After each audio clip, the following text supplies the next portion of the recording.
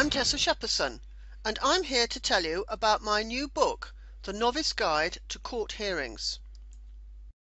Are you scared of court hearings? If you have a court hearing coming up, but the thought of actually going into the judge's room and speaking makes you go rigid with fear, this book is for you. Because court hearings are not actually that bad. The judges and court staff are there to help you. But it'll be a lot easier for you if you know how it all works and what you're supposed to do. That is how this book can help you.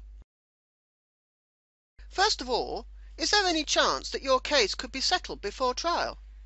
This is always best if possible, although not every case can be settled. My guide gives tips on settlement and provides a template of a consent order you can use.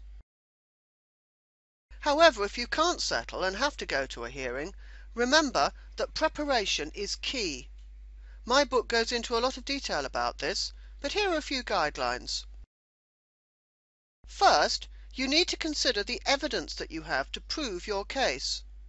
Remember that a judge will decide a case not because he likes the look of your face, but because you have evidence to support what you say. For example, do you have paperwork to back up your claims? It's not fatal if you don't, but you're in a much better position if you do.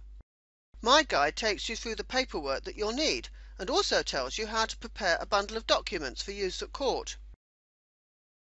Then what about witnesses? The main witness will probably be you, but you may want to have other people attend to speak on your behalf. If so, you need to be sure that they'll be able to attend. The best way to do this is to serve a witness summons. You get these from the court, and Appendix B in my guide tells you how to do it. You need to have a plan of action before you go into court for your hearing.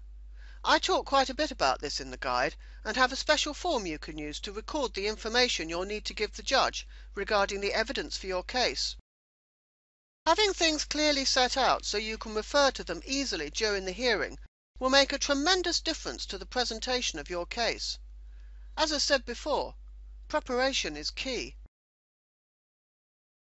I then talk about what you need to do when you arrive at court. The most important thing is to find out where your case is to be heard and tell the usher in charge that you've arrived. Many cases are settled by the parties talking in the waiting room before their hearing comes on. I give some advice about this and also list the sort of things the judge will expect you to have discussed with your opponent. Many people are very nervous about what they should do in the courtroom. I can remember how scared I was before my first case. Things like where do you sit and what do you call the judge? I talk about all of this, but if you find yourself at court and are puzzled what to do, ask the usher. It's their job to help you. The most important part of the book is probably the section where I talk about trials and how they are generally dealt with by judges.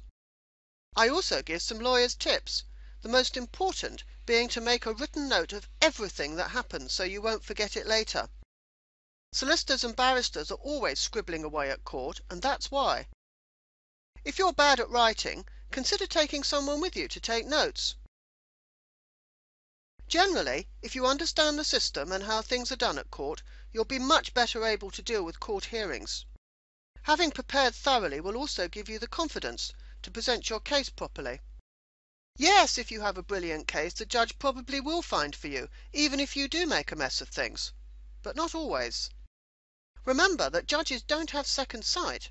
They need to have your case explained to them properly and to see and assess the evidence.